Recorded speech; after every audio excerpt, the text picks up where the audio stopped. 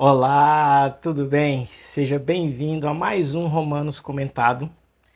E hoje nós iremos ler Romanos capítulo 6, tá? Mas antes não se esqueça de curtir, comentar, compartilhar.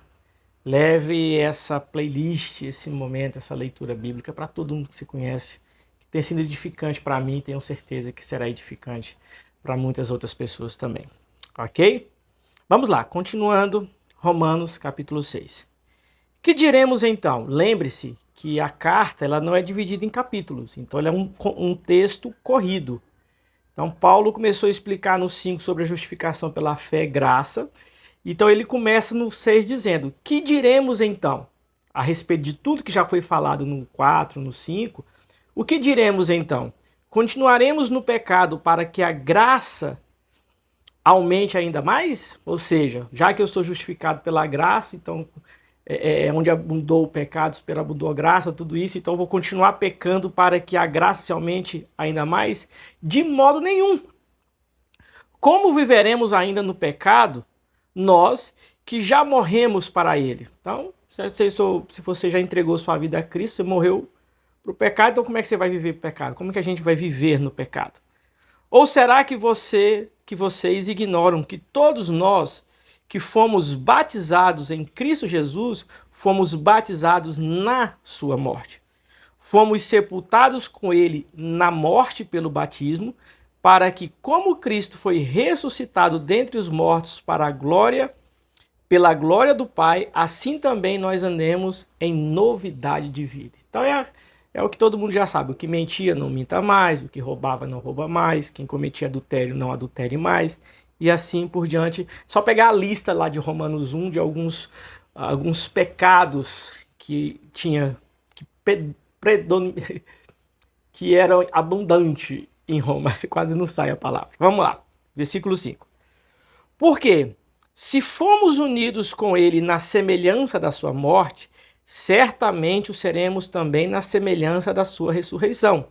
Sabendo isso, que a nossa velha natureza, ou seja, antes da justificação, a nossa velha natureza foi crucificada com ele, para que o corpo do pecado seja destruído e não sejamos mais escravos do pecado.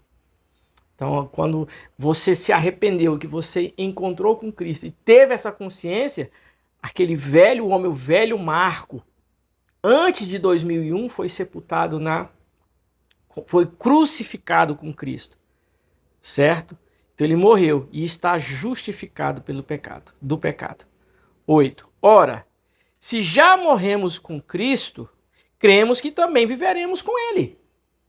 Ou seja, se você crê que você morreu, então tem essa certeza, você vai viver com ele. Sabemos que, havendo Cristo ressuscitado dentre os mortos, já não morre.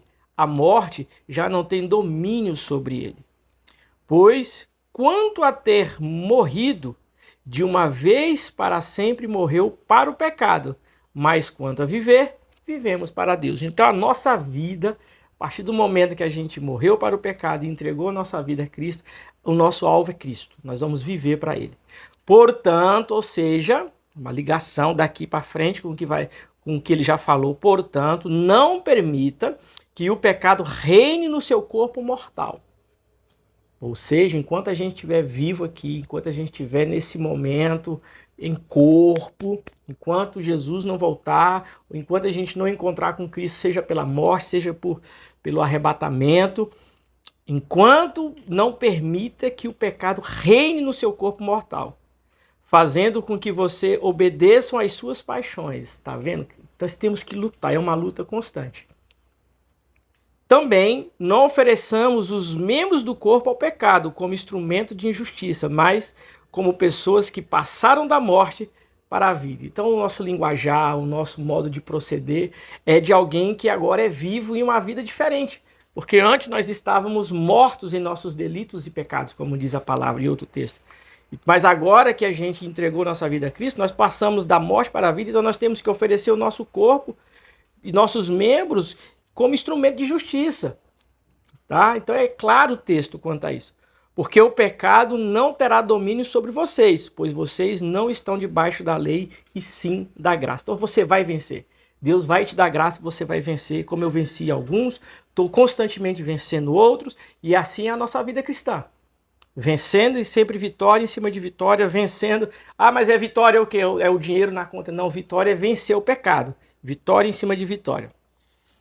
E então, havemos de pecar porque não estamos debaixo da lei e sim da graça? Ou seja, aí entra uma teologia da hipergraça, né? Não, já que Jesus me deu, então eu posso pecar à vontade. Não, de modo nenhum.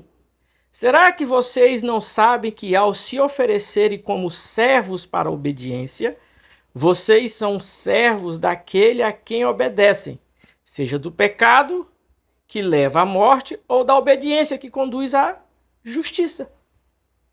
Então, é uma escolha. O que você escolhe? Mas, graças a Deus, tendo sido escravos do pecado, vocês vieram a obedecer de coração a forma de doutrina a que foram entregues. Ou seja, graças a Deus, porque você, quando reconhecemos, tivemos pessoas que nos instruíram, temos a palavra que nos instrui como proceder, né? Assim como ofereceram os seus membros para que fossem escravos da impureza e da maldade, que leva à maldade, assim ofereço agora os seus membros para que sejam servos da justiça e da santificação. Você já parou para pensar, por exemplo, vou falar por mim. Eu, antes de Cristo, ia para uma farra, já cheguei a ficar 2 dias sem dormir, em farra, bebendo. Então eu entregava o meu corpo, né, a um sacrifício por conta dos prazeres. Só que agora que eu encontrei com Cristo, eu tenho que oferecer também, sabe, em vigílias, em oração, em dedicação, assim como eu me dedicava para fazer as vontades da carne e do pecado, porque antes eu era escravo do pecado, agora que eu estou na graça, eu tenho que oferecer o meu corpo ainda muito mais, só que para a justiça. Porque quando vocês eram escravos dos pecados, porque quando vocês eram escravos do pecado, estavam livres em relação à justiça. Então, nada nos condenava, entendeu? A nossa mente.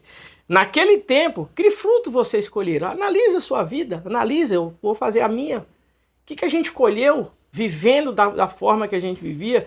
Do lado de Deus. Ah, mas eu fiz propina e colhi riqueza ilícita. Você não consegue dormir direito.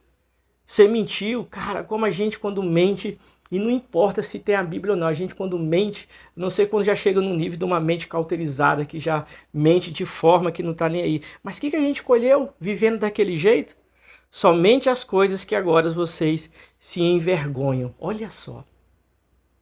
Aí a gente praticou coisas tão horríveis que quando os nossos olhos são abertos pela justiça, pela graça, a gente olha para trás, a única coisa que nos resta é o quê? Que vergonha. Que vergonha. Porque o fim delas é a morte. Agora, porém, libertos do pecado, glória a Deus, agora que eu e você estamos livres do pecado, transformados em servos de Deus, lembre-se, olha o que ele está dizendo aqui, transformados em servos de Deus. E o servo não questiona o seu senhor. Se o patrão, se o chefe da ordem faz isso, você não vai questionar, você vai obedecer. Então, se nós somos transformados em servos de Deus, o que Deus manda você fazer? Nessa situação ou naquela outra situação, como que Deus manda? Qual é a ordem de Deus? Então, se você é servo, você simplesmente vai obedecer. O fruto que você escolhem é para a santificação. Então, saiba que se você obedecer ao Senhor, você vai colher frutos de santificação. E o fim, neste caso, é a vida eterna. Olha que coisa linda! Porque o salário do pecado é a morte, mas o dom gratuito de Deus é a vida eterna em Cristo Jesus, nosso Senhor. Ok? Então, medite um pouco mais nessas palavras. Está vendo tanto que Romanos é incrível? Ok? Muito obrigado. Não se esqueça de curtir, comentar, compartilhar. E até o próximo Romanos Comentado.